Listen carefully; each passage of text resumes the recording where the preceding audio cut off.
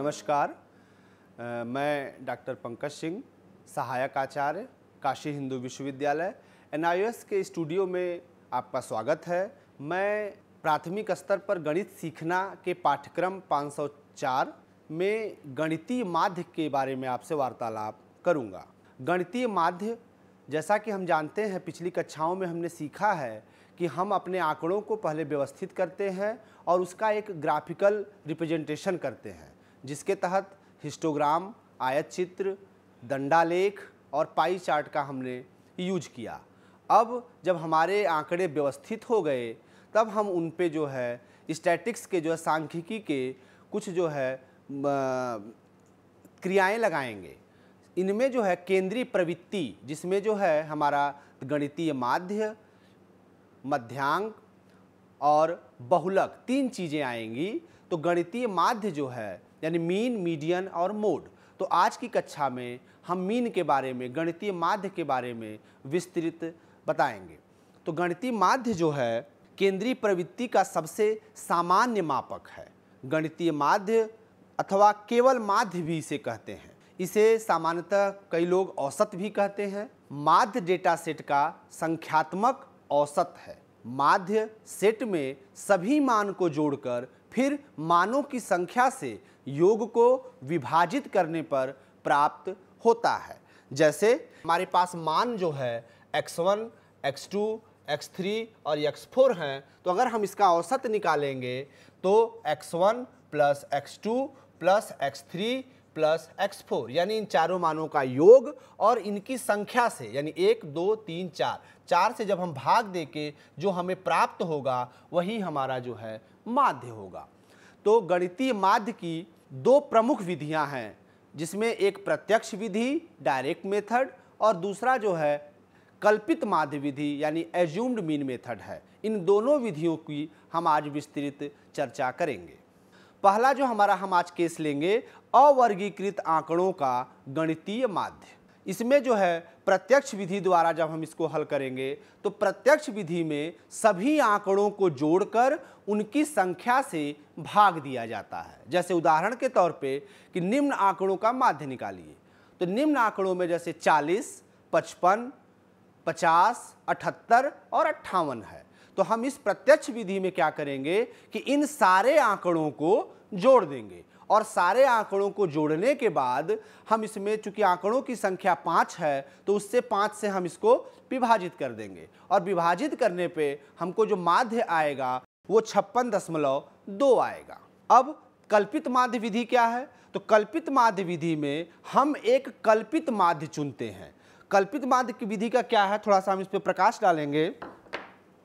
कल्पित माध्य विधि में हमारे पास जो दिए गए आंकड़े हैं, उन्हीं आंकड़ों में से किसी एक को जो है हम कल्पित माध्य चुन लेंगे। कल्पित माध्य से फिर हम जो है अपने माध्य की तरफ जाएंगे। हमने कल्पित माध्य एक चुन लिया, माना कि जो कल्पित माध्य हमारा है वो a है, a मान लेंगे और फिर इस कल्पित माध्य से हम अपने उस आंकड़े के वास्तविक माध्य यानी जो माध्य है उस आंकड़े को निकालते हैं। तो अब हम ये देखेंगे कि जो कल्पित माध्य है a और हमारा जो माध्य है, मान लीजिए वो m है, तो या तो कल्पित माध्य a जो है उस यम से बड़ा हो सकता है या उस यम से छोटा हो सकता है या उस यम के बराबर हो सकता है। ये तीन संभावनाएं हैं जो हमारा कल्पित माध्य और माध्य के बीच में संबंध दिखाएगा। यानी कि जो कल्पित माध्य हमने ए लिया है वो हमारे वास्तविक माध्य से बड़ा हो सकता है या उससे छोटा हो सकता है या उसके बराबर हो सकता है। तो अगर हमारा कल्पित माध्य, अगर हम इस केस की बात करें, तो जब हम अपना वास्तविक माध्य निकालेंगे तो कल्पित माध्य अगर हमारा इस माध्य से बड़ा है तो इसमें कोई ना कोई चीज जो है घटेगी, एक फैक्टर जो है इसमें से माइनस होगा, तभी हम वास्तविक माध्य की तरफ आ सकते हैं। अगर हम दूसरे केस की बात करें तो इसमें जब हम वास्तविक माध्य निकालेंगे तो हमारे जो ए की वैल्यू है उसमें कुछ न कुछ जुड़ेगा। क्यों? क्योंकि हमारा वास्तविक माध्य जो है बड़ा है हमारे कल्पित माध्य से, तो इसमें वही फैक्टर जो है हमारा कुछ न कुछ जुड़ जाएगा। और अगर हमारा कल्पित माध्य और माध्य बराबर है तो इसमें जो है जब हम माध्य निकालेंगे अपना वास्तविक माध्य तो ये टर्म जो है हमारा 0 आ जाएगा। तो इस प्रकार जो है कल्पित माध्य विधि में जो है हम एक कल्पित माध्य उन्हीं आंकड़ों में से या उनके अलावा भी हम चुन सकते हैं। उसमें सभी आंकड़ों का जब हम ले लेंगे तो सभी आंकड़ों का विचलन ज्ञात करते हैं। विचलन क्या है कि जो हमारे पास आंकड़े हैं, जैसे हमारे पास आंकड़े x1 हैं, x2 हैं, x3 हैं और हमने मान लिया कि x2 हमारा जो है ये कल्पित माध्य है, तो कल्पित माध्य अगर x2 है तो हम विचलन ज्ञात करेंगे और जो विचलन d होता है, d जो है हमारा हर आंकड़े से जो है हम अपने a को घटाएंगे यानी कल्पित माध्य को घटा देंगे। तो ये हमारा विचलन हो गया। x1 में से भी a घटाएंगे, x2 में से भी a घटाएंगे और x3 में से a घटाएंगे, तो ये हमारा विचलन आ गया। तो अब विचलन ज्ञात करने के बाद हम पूरे विचलन का योग निकालते हैं। योग निकालने के बाद विचलन के योग को आंकड़ों की संख्या से भाग देंगे। उसके बाद नेक्स्ट स्टेप में हम फिर कल्पित माध्य में उपरोक्त निकाले गए पद को, जो हम विचलन को आंकड़ों से भाग देने पे निकालते हैं, उससे फिर हम जो है कल्पित माध्य में उसको जोड़ देते हैं। जैसे हम उदाहरण में देखें कि हमारे पास निम्नलिखित आंकड़े 7 परिवारों के साप्ताहिक आय को दिखाते हैं। इसमें जो है 3 कॉलम बने हुए हैं, एक परिवार, दूसरा उसकी आय है और तीसरा हम जो है विचलन को दिखाए हैं। परिवार में हमने A, B, C, D, E, F, G लिया है और उनकी आय जो है रुपए में 850, 700, 100, 750, 5000, 250, 400 है। यानी जो परिवार G है उसकी आय को हमने कल्पित माध्य मान लिया है। आप जो है इन आंकड़ों में से भी मान सकते हैं या इनके अलावा भी मान सकते हैं। जैसे 600 ले सकते हैं, 650 ले सकते हैं, ये सब इन आय में नहीं है, लेकिन आप इनको भी ले सकते हैं। तो हमने जो है 400 को अपना कल्पित माध्य माना है। अब इस कल्पित माध्य के बाद हम अपना विचलन निकालेंगे। विचलन निकालने के लिए हमने बताया x माइनस a। तो x माइनस a जब करेंगे तो a परिवार का जो विचलन आएगा वो 850 में से 400 घटाएंगे तो 450 आएगा और 700 में से 400 घटाएंगे 300 आएगा, 100 में से 400 घटाएंगे माइनस 300 आएगा, 750 में से 400 घटाएंगे 350 आएगा। इसी प्रकार 5000 में से घटाएंगे तो 4600, 2500 में से घटाएंगे तो 2100 और 400 में से खुद जब 400 घट जाएगा तो वो 0 आ जाएगा। उसके बाद हमने बताया कि सारे विचलन को हम जोड़ लेंगे, योग कर लेंगे और वो योग जो है हमारा 7500 आया। और इधर हमने आय को भी जोड़ लिया। हम ये भी दिखाएंगे कि किसी सवाल को आप प्रत्यक्ष विधि द्वारा करिए या कल्पित माध्य विधि द्वारा करिए, आपका उत्तर दोनों से समान आएगा। तो हमने जो है इसमें आय को जोड़ लिया, तो आय जो जुड़ा है वो 10,300 आ गया और इधर विचलन को जोड़ लिया वो 7500 आ गया। तो यहाँ पे जो कल्पित माध्य जो हमने माना है वो 400 है। उसके बाद जो है हम जो विचलन का योग किए हैं, जो विचलन का हमने योग किया, तो विचलन के योग में भी यानी समेशन डी, ये विचलन का योग है और विचलन का योग जो है हमारा 7500 आया है। चूंकि आंकड़ों की संख्या यानी जो परिवार की संख्या है वो 7 है, तो हम जो है परिवार की संख्या यानी यही हमारे आंकड़ों की संख्या है वो 7 है, तो परिवार की संख्या जो है ये 7 है। अब हम जब अपना माध्य निकालेंगे, वास्तविक माध्य, तो कल्पित माध्य यानी 400 प्लस 7500 भागे 7, ये हमारा आ गया। तो इसको जब हम हल करेंगे तो हमको 1471.4285 ये प्राप्त होगा। ये हमारा जो है कल्पित माध्य विधि द्वारा हमने अपना माध्य निकाला। अगर इसी को हम अगर प्रत्यक्ष विधि द्वारा निकालते तो प्रत्यक्ष विधि में सभी आय का योग जो समेशन x है हमारे पास, वो समेशन x जो है हमारा 10,300 डिवाइडेड बाई 7, और जब इसको भी भाग देंगे आप 10,300 भागे 7 तो ये भी जो है आपका 1471.4285 आएगा। तो इस प्रकार हम एक ही उदाहरण से दोनों विधियों को लगा के देखा और दोनों विधियों से उत्तर हमारा एक ही आया। अगला जो है हमारा अवर्गीकृत बारंबारता बंटन का माध्य निकालना। इसमें हम एक उदाहरण लिए हैं कि किसी महीने में रणजीत की दैनिक मजदूरी नीचे दी गई सारणी में प्रदर्शित की गई है। अब वो सारणी जो है दैनिक मजदूरी रुपए में है, वो मजदूरी है 120 रुपये, 130 रुपये, 140 रुपये, 145 रुपये और 150 रुपये। दिनों की संख्या 120 रुपया वो 5 दिन पाता है, 130 रुपया वो 4 दिन पाता है, 140 रुपया वो 7 दिन पाता है, 145 रुपया वो 6 दिन पाता है, 150 रुपया वो 8 दिन पाता है। यानी कि 30 दिनों, एक महीने में वो ये विभिन्न रुपए जो है पाता है। अब इसका हम जो है प्रत्यक्ष विधि से और कल्पित माध्य विधि से इसका माध्य निकालेंगे। तो जब हम प्रत्यक्ष विधि में जाते हैं तो आप देख रहे हैं कि इसमें 3 कॉलम बने हैं, दैनिक मजदूरी, दिनों की संख्या और फिर एक एफएक्स। चूंकि हम दैनिक मजदूरी को यक्स से डिनोट करेंगे, प्रदर्शित करेंगे, दिनों की संख्या को यप से, यानी फ्रीक्वेंसी है ये, तो उसको यप से, और फिर इन दोनों का मल्टीप्लाई यफ इंटू यक्स को हम तीसरे कॉलम में रखेंगे। मजदूरी चूंकि 120 रुपये, 130 रुपये, 140, 145, 150 है। फ्रीक्वेंसी जो है आपकी दिनों की संख्या जो है वो 5, 4, 7, 6, 8 है, जिनका सम जो है 30 है। फिर जब हम f इंटू यक्स करेंगे तो 120 गुणे 5, 130 गुणे 4, 140 गुणे 7, 145 गुणे 6 और 150 गुणे 8, जो कि 600, 520, 980, 870 और 1200 रुपये होंगे। जब हम इन एफेक्स को जोड़ लेंगे यानी समेसन एफेक्स निकालेंगे तो वो 4170 रुपये आएंगे। फिर हम समेशन एफ यानी पूरी आवृत्ति को जोड़ लेते हैं और फिर हम प्रत्यक्ष विधि में सभी समेसन एफेक्स को समेसन एफ से जो है हम भाग दे देंगे।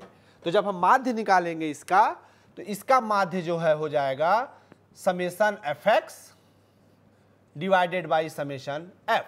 चूंकि समेसन एफएक्स जो है हमने निकाला है 4170 और जो समेसन एफ है वो आपका 30 है, तो ये जो है कट के 139 रुपये आ गया। यानी कि हम कह सकते हैं कि रणजीत की माध्य दैनिक मजदूरी 139 रुपये है। अब इसी उदाहरण को हम कल्पित माध्य विधि से हम देखेंगे। तो कल्पित माध्य विधि में जो है हम पहले अपने इसी मजदूरी से को जो है एक उसमें से कल्पित माध्य मान लेंगे।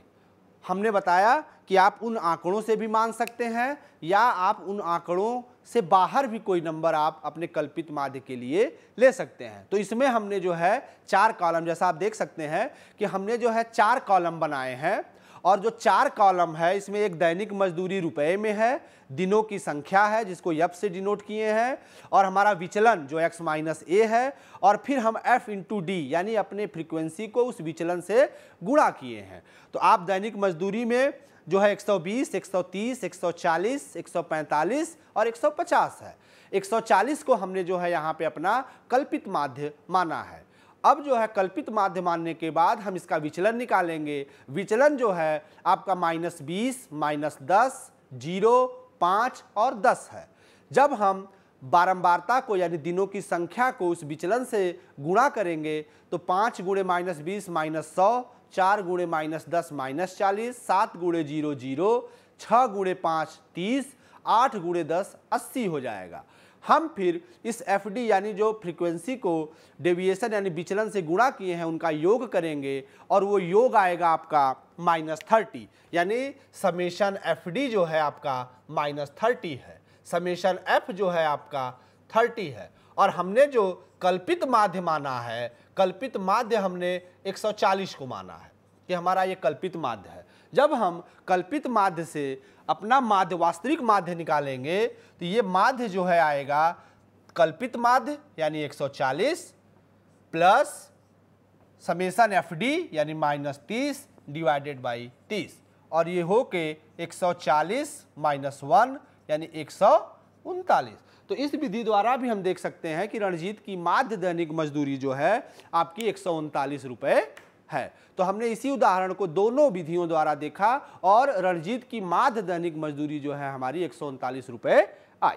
तीसरा केस जो है वर्गीकृत बारंबारता बंटन का माध्य। इसमें भी हम दोनों विधियों से एक उदाहरण को देखेंगे। प्रत्यक्ष विधि जो है, इसमें एक उदाहरण है कि एक वर्गीकृत बारंबारता बंटन की स्थिति में प्रत्येक वर्ग को एक संख्या वर्ग अंतराल के मध्य बिंदु से बदल दिया जाता है। इसमें हम क्या करते हैं कि जो वर्ग हमारा है, वर्ग अंतराल है, उसका मध्य बिंदु निकालते हैं। मध्य बिंदु के लिए हम क्या करते हैं कि हम निम्न सीमा और उच्च सीमा दोनों को योग करके किसी भी वर्ग का, जैसे अगर कोई वर्ग हमने लिया 20 से 30, तो 20 से 30 वर्ग का जब हम मध्य बिंदु निकालेंगे, वर्ग का मध्य बिंदु जो आएगा उसकी निम्न सीमा, हर वर्ग की ये है हमारी निम्न सीमा और ये है हमारी उच्च सीमा, इसको हम बोलते हैं उच्च सीमा। इन दोनों का योग यानी 20 धन 30 डिवाइडेड बाई 2, ये हमारा हो जाएगा 25, यानी ये हमारा जो है आपका मध्य बिंदु है। तो हम हर वर्ग अंतराल का जो भी है उससे मध्य बिंदु निकालते हैं। मध्य बिंदु निकालने पे हमारी एक अलग सारणी बन जाएगी। तो हमने जो यहाँ पे सारणी ली है उसमें वर्ग अंतराल है 0 से 10, 10 से 20, 20 से 30, 30 से 40, 40 से 50, 50 से 60 और 60 से 70, जिनकी आवृत्ति 1 है, 8, 6, 7, 21, 23 और 19 है। अब हम देख रहे हैं कि हमने फिर एक 4 कॉलम बनाया है। अंक वर्ग अंतराल 0 से 10, 10 से 20, 20 से 30, 30 से 40, 40 से 50, 50 से 60 और 60 से 70। उसकी बारंबारता जो है हमारी 5, 6, 9, 8, 10, 6, 6, उनका सारे का योग जो है हमारा 50 है। उसके बाद मध्य बिंदु जब हम निकालेंगे तो मध्य बिंदु जो है हमारे 5, 15, 25, 35, 45, 55 और 65 होंगे। उसके बाद प्रत्यक्ष विधि में हम क्या करते हैं कि उसी फ्रीक्वेंसी से, बारंबारता से हम अपने मध्य बिंदु, ये हमारा यक्स हो गया, उससे जो है मल्टीप्लाई करेंगे और मल्टीप्लाई करने के बाद जो है एफ एक्स जो है वो 25, 90, 225, 280, 450, 330 और 390 आएगा। जब हम इनको जोड़ेंगे तो हमारे समेसन एफ एक्स की जो वैल्यू है वो जो है समेसन एफ एक्स यहाँ से निकालेंगे, क्योंकि प्रत्यक्ष विधि में जो है हमको माध्य निकालने के लिए समेसन एफ एक्स और जो है समेसन एफ एक्स के बाद डिवाइडेड बाई समेसन एफ, जैसे हम माध्य निकाले तो हमारा summation F x divided by summation F. तो समेसन एफ एक्स जो है हमारा यहाँ से जब हम निकालेंगे तो वो हमारा 1790 आएगा, जैसा कि हम देख रहे हैं 1790, और समेसन एफ जो है वो हमारा 50 है। इसको, इसकी मान को जब हम इसमें सूत्र में रखेंगे तो ये हमारा 1790 भागे 50 और इसका जो मान आ जाएगा वो 35.8 आएगा। तो प्रत्यक्ष विधि द्वारा इस उदाहरण को हमने देखा। अब इसी को हम जो है कल्पित माध्य विधि द्वारा देखेंगे। तो कल्पित माध्य विधि द्वारा जो है हमारी सारणी जो है वो 5 कॉलम में बट जाएगी। इसमें जो है वर्ग अंतराल अंक रहेगा, बारंबारता रहेगी, मध्य बिंदु रहेगा, फिर विचलन, चूंकि मध्य बिंदु में से किसी एक संख्या को हम जो है कल्पित माध्य मान लेंगे और उससे जो है हम अपने पूरे मध्य बिंदु का विचलन निकालेंगे।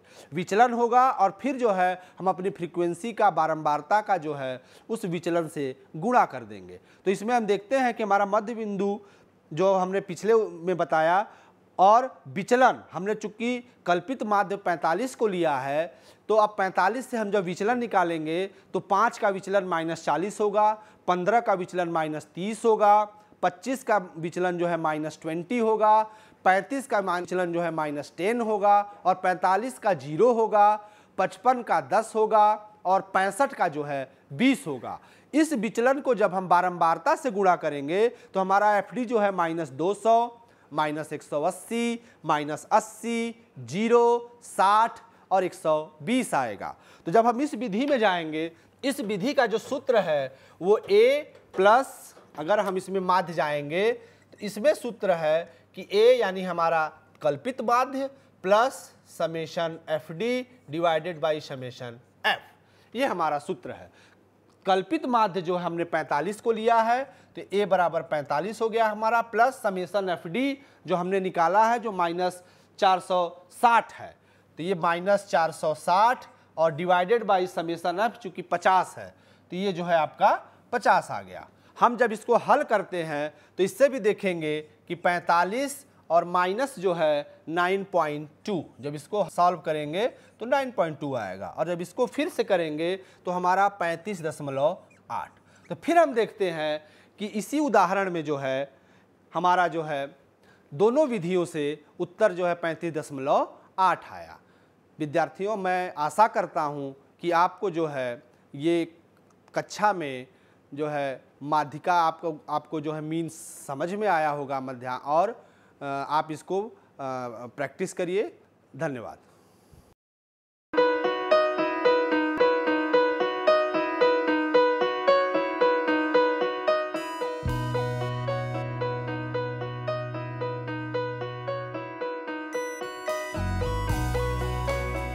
पच्चीस साल का लंबा सफर और लाखों लोगों के चेहरों पर खिलती मुस्कान, गर्व और गरिमा से जीने की प्रेरणा देती मुस्कान, आत्मसम्मान और विश्वास से पैदा हुई मुस्कान।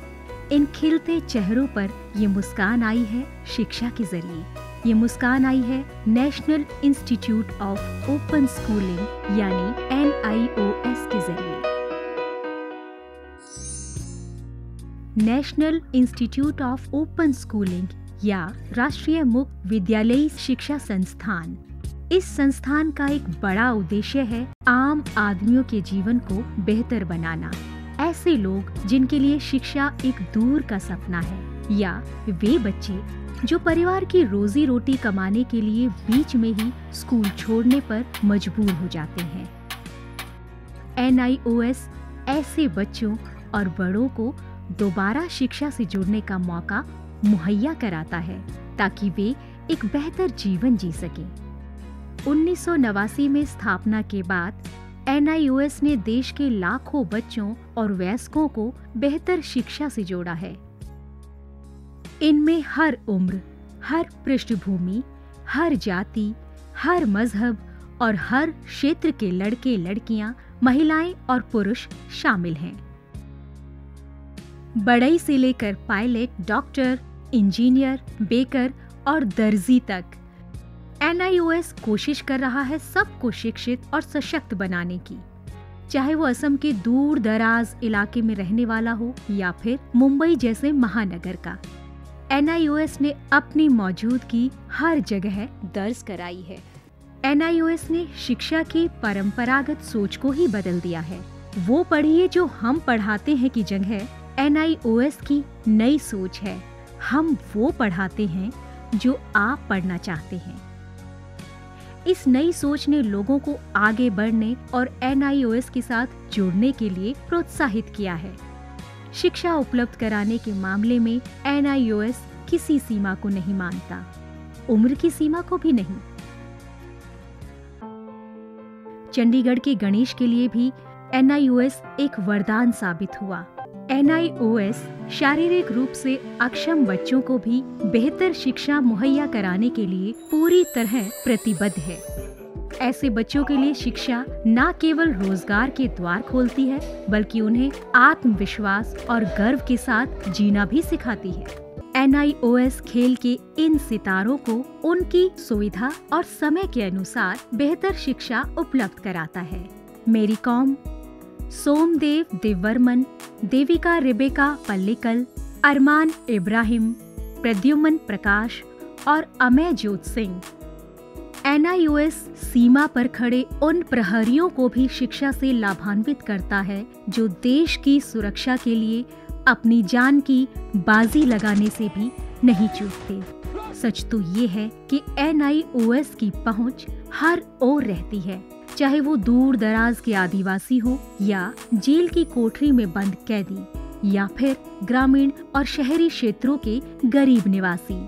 देश में कहीं भी कोई भी व्यक्ति, स्त्री, पुरुष, लड़का, लड़की, अमीर, गरीब शिक्षा से वंचित न रहे। राष्ट्रीय मुक्त विद्यालयी शिक्षा संस्थान का यही मिशन है। राष्ट्रीय मुक्त विद्यालयी शिक्षा संस्थान पूरे देश में शिक्षा के साथ साथ कौशल विकास के क्षेत्र में बहुत सारे कोर्सेज दे रहा है। लगभग 100 से ज़्यादा कोर्सेज हैं। हम दूर दराज के गांव में अपने संस्थान बनाते हैं और वहाँ के बच्चों को, वहाँ के बच्चियों को, वहाँ के वयस्कों को हुनर के क्षेत्र में शिक्षा पहुंचाते हैं। आपको जानकर खुशी होगी कि अब हम आर्ट, साइंस, कॉमर्स जिन क्षेत्रों में 12वीं का सर्टिफिकेट दिया जाता रहा है, अब हम हुनर के क्षेत्र में, वोकेशनल एरिया में भी 10वीं और 12वीं का सर्टिफिकेशन करेंगे। तो वो बच्चे जो कृषि से जुड़े हुए हैं, कारपेंट्री से जुड़े हुए हैं या दूसरे क्षेत्रों से जुड़े हुए हैं, वो अपने ही क्षेत्र में काम करेंगे, सीखेंगे, हुनर पैदा करेंगे अपने में और सर्टिफाइड भी होंगे कि वो सर्टिफाइड कृषक हैं, खेतिहर हैं। तो आज तक जो हमारे देश में ये सोच रही है कि आप 12वीं पास तभी कहे जाएंगे जब भूगोल, अर्थशास्त्र, भौतिकी ये पढ़ेंगे, अब ये समय बदल गया है। ITI में जितने बच्चे पढ़ते हैं, लगभग 18 लाख बच्चे हर साल दाखिला लेते हैं, अब हम उनको सर्टिफिकेशन करेंगे। NIOS अपने छात्रों को माध्यमिक स्तर पर 26 और उच्च माध्यमिक स्तर पर 19 विषयों का विकल्प देता है। पढ़ाई किस माध्यम से करनी है, इसमें भी आपको लचीलापन मिलेगा। माध्यमिक स्तर पर ही 7 भाषाओं के अलग अलग माध्यमों का विकल्प मौजूद है। शैक्षणिक कार्यक्रमों के अलावा 86 वोकेशनल शिक्षा कार्यक्रम भी उपलब्ध हैं, जो छात्रों को कामकाजी दुनिया के लिए तैयार करते हैं। वोकेशनल प्रशिक्षण को अधिक सुदृढ़ बनाने के लिए NIOS ने ITDC, Cisco, Indian medical association जैसे कई सरकारी और गैर सरकारी संस्थानों के साथ भागीदारी स्थापित की है। आज लाखों छात्रों के लिए अपनी पसंद का स्कूल है राष्ट्रीय मुक्त विद्यालयी शिक्षा संस्थान यानी national institute of open schooling. NIOS ने एक लंबा सफर तय किया है, लेकिन मंजिल अभी दूर है। निरंतर विकास और नवीनीकरण के लिए NIOS सदैव प्रतिबद्ध है। शिक्षा का उद्देश्य महज रोजगार जुटाना ही नहीं है, बल्कि स्वयं को सशक्त बनाना भी है। NIOS लाखों छात्रों के लिए यही आत्मसम्मान दिलाने में जुटा है। लाखों लोगों के लिए एक आशा और उम्मीद है। National institute of open schooling. शिक्षा सबके लिए, कहीं भी, कभी भी।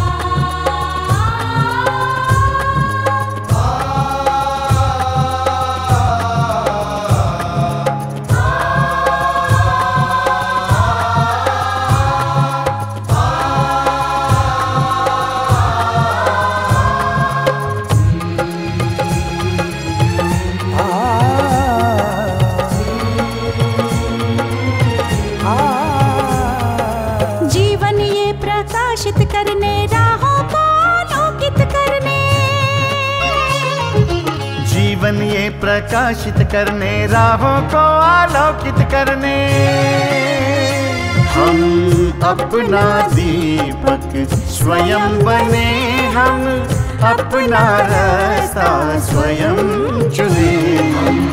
अपना दीपक स्वयं बने, हम अपना रास्ता स्वयं चुने। जीवन ये प्रकाशित करने, राहों को आलोकित करने।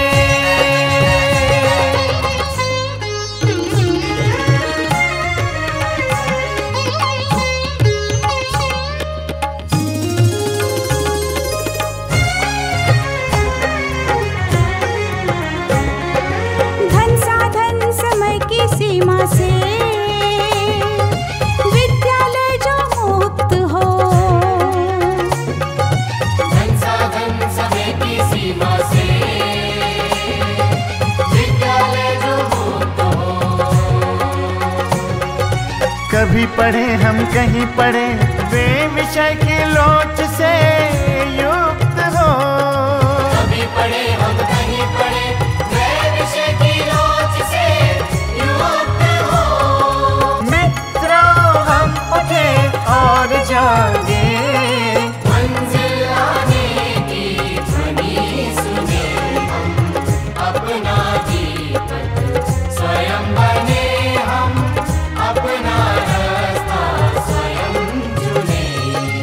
जीवन ये प्रकाशित करने, राहों को आलोकित करने।